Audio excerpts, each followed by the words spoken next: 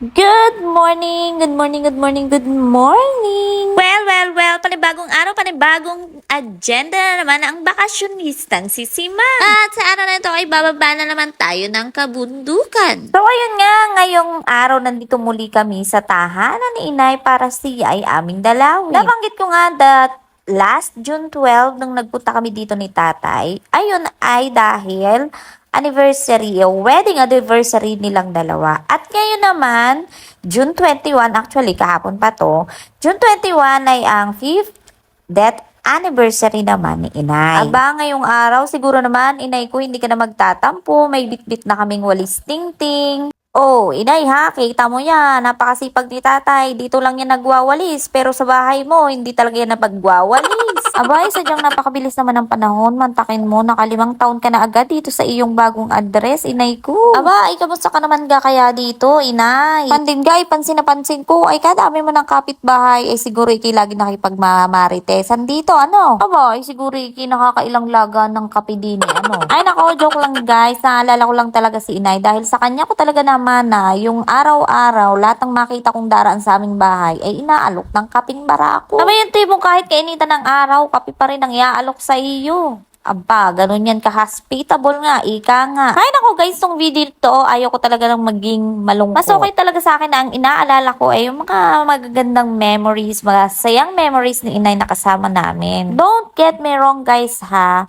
Tayo kasing mga tao, may iba't iba tayong perception kung paano tayo doon sa tinatawag na process of healing. Ay anak ng tupad, nakarating ako dito. Bakit pala ang polvo ko? Si Inay pa ang nakapansin. Char. Fast forward guys, pag uwi ko nga ng bahay, ito naman ang sumalubong sa akin, anak ng tupa. Oh, alam nyo na kung bakit hindi nyo maririnig ngayon ng batang si Dora. At dahil ang araw na ito nga ay espesyal, ay di syempre, magsisipag-sipagan tayo. Ay naku, gusto nyo nga turuan ko kayo ngayong araw ng minadaling spaghetti? Aba, yung tipong minadali na nga, low budget pa. Aba, wag kayong ano-ano dyan ha, kahit minadali at low budget to, alam ko namang makakain nila to. Syempre, no choice sila. Aba, umpisahan natin sa pagkatay ng baka. Diyos ko, kita nyo naman, kahit sa can opener, nagtitipid ako. Bakit naman? Aba, pag di pa to sumarap, may baka na, may baboy pa. Saan ka pa? Aba, sinasabi ko naman talaga sa inyo, hustler ako pagdating sa pagbubukas ng dilata gamit ang kutsilyo. Aba, kayo lang naman ang maarte, pa can opener pa kayo. Pampasikip lang talaga yun ng kusina, tsaka pampadami ng hugasin. Oh, see?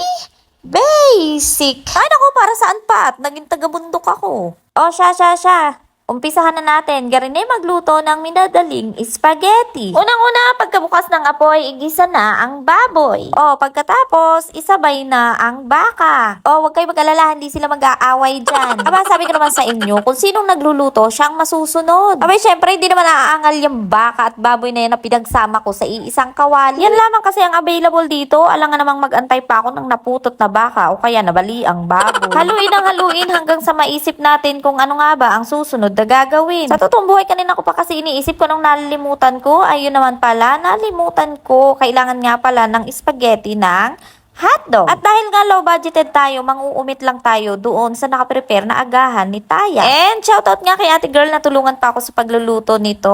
Boy, hindi pa good yarn. At dahil nga ito yung spaghetti, bago ko malimutan, ilagay natin ang mahiwag ang sauce. Anak ng tupa, yung tipong nailagay ko na, saka ko nailala na tingnan kung ito ba ay expired na. Ala, hayain na nga, nailagay ko na ay.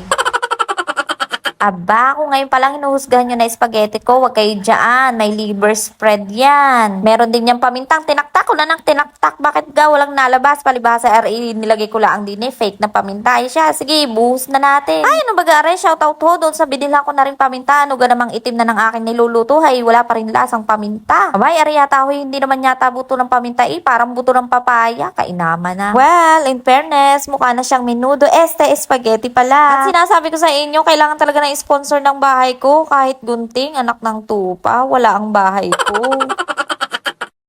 Oh, Oh, Pak! Sino makakapagsabi na low-budgeted pa ang spaghetti ko? Aba, sinasabi ko sa inyo, pag natikman nyo ito, malilimutan nyo ang mga taong hindi nagbayad ng utang sa'yo. Shush! Eto na, ang espesyal na spaghetti ala si Mang. Well guys, sa mga ganitong okasyon ay palagi nating maaalala at kahit kailan naman talaga ay hindi natin malilimutan. May part na maaalala at mararamdaman natin kung gaano kasakit ang mawalan ng mahal sa buhay. Pero magandang ding part yung alalahanin natin yung mga pagkakataong naging masaya sila at kung paano sila naging masaya kasama natin. Tulad yan ng aming si Inay, sabi ko nga kanina, mas gusto kong alalahanin kung paano siya ngumiti, kung paano siya makisama, at kung paano siya naging ina. Masakit, oo, nakakamiss. Pero inaalala ko kasi, nasaan ba siya? Isa kasi siyang napakabuting tao sa lupa.